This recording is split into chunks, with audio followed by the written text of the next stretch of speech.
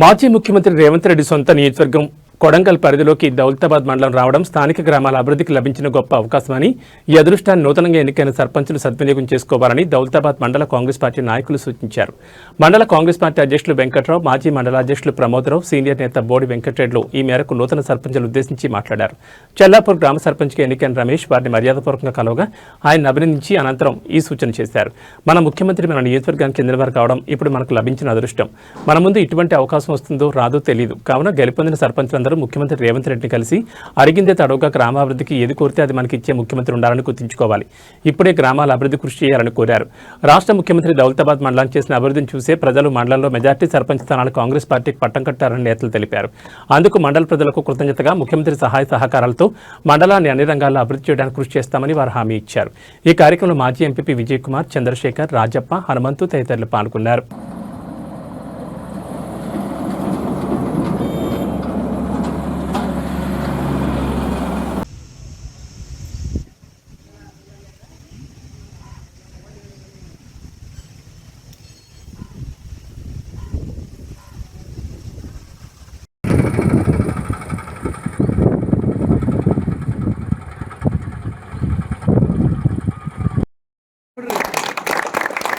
వెంకటరెడ్డి నాయకత్వం వెంకటరెడ్డి నాయకత్వం మోహన్ రెడ్డి నాయకత్వం వెంకట్రావు నాయకత్వం కాంగ్రెస్ పార్టీ కార్యకర్తల నాయకత్వం జై కాంగ్రెస్ జై కాంగ్రెస్ నాయకత్వం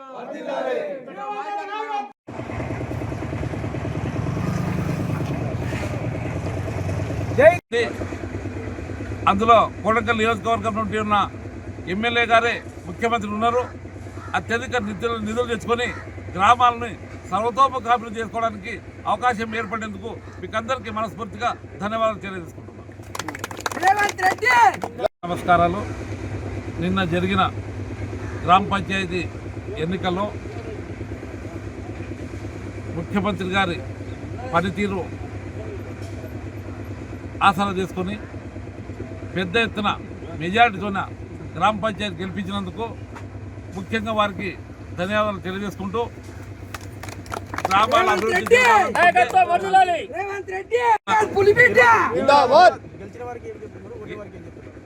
గెలిచిన వారికి ముఖ్యమంత్రి గారిని సహకారం చేసుకొని ఎక్కువ నిధులు తెచ్చుకొని అభివృద్ధి చేసుకోవాలి. చిత్తశుద్ధితో అభివృద్ధి చేసుకోవాలి. ఎక్కడ కూడా అవినీతి జరగకూడదు. ప్రతి ఒక్కరు ఏం అవసరం ఉందో ప్రజా అవసరాలు తక్షణంగా తీర్చాల్సిన బాధ్యత గెలిచిన వాళ్ళ మీద ఉంది. ఓడిన వాళ్లకు మరింత బాధ్యతగా వివరించి భవిష్యత్తుకు బాట వేసుకోవాల్సిందిగా కోరుతున్నాను.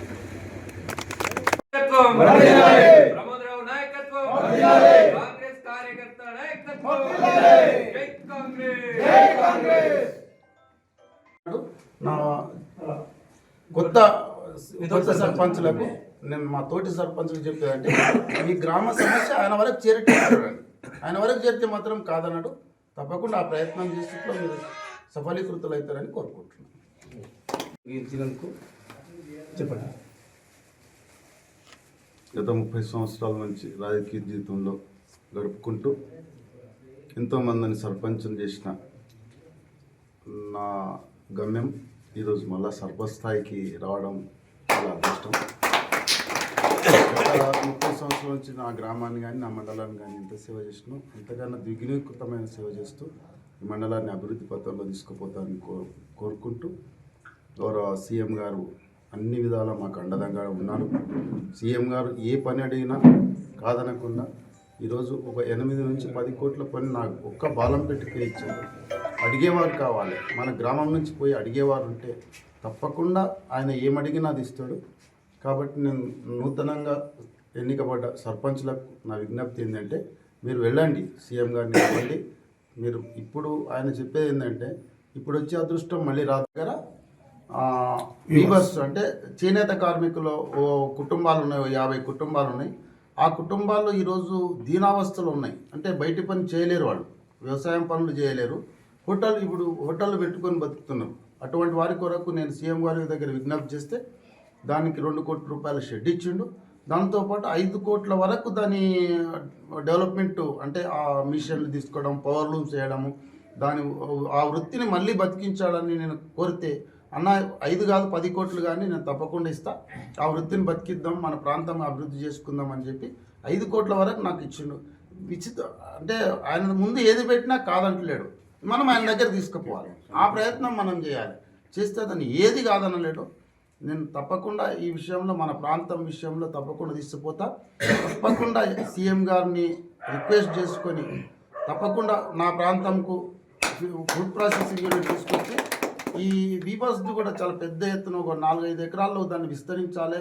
మన ప్రాంతం మద్దు బయటికి వెళ్ళి పనులు తీసుకురండి, మీ గ్రామాన్ని అభివృద్ధి చేసుకోవాలని చెప్తున్నాను. ముఖ్యమంత్రి గారికి ఏమి విజ్ఞప్తి చేస్తున్నారు? మా ప్రాంత అభివృద్ధికి చాలా వెనుకబడ్డ ప్రాంతము. ఈ లగిచర్ల ఏరియాలో ఏ విధంగా ఫుడ్ ప్రాసెసింగ్ యూనిట్, ఎడ్యుకేషన్ యూనిట్లు ఇటువంటివి చేస్తున్నారు కదా, మా ప్రాంతం కూడా అటువంటివి ఇస్తే మేము సహకరిస్తాం. ల్యాండ్ అక్విజిషన్లో కూడా మేము సహకరిస్తాం. ఒకవేళ ఫుడ్ ప్రాసెసింగ్ యూనిట్ కానీ ఏదన్నా చిన్న కుటీర పరిశ్రమ ఉంటే ఇలాంటి ఒడిదుడుకులు లేకుండా 100 ఎకరాల ల్యాండ్ అక్విజిషన్ నేను చేసిస్తాను. నా ప్రాంతంలో అభివృద్ధి చేయాలి, 2000 మందికి ఉద్యోగం వచ్చే పిల్లలకు ఉద్యోగం వచ్చేటట్టు చూసుకోవాలని కోరుకుంటూ, అదేవిధంగా నేను అడగంగానే 100 నుంచి 150 కోట్ల ఖర్చుతో కూడుకున్న లిఫ్ట్ ఇరిగేషన్ కూడా నా ప్రాంతంకు నా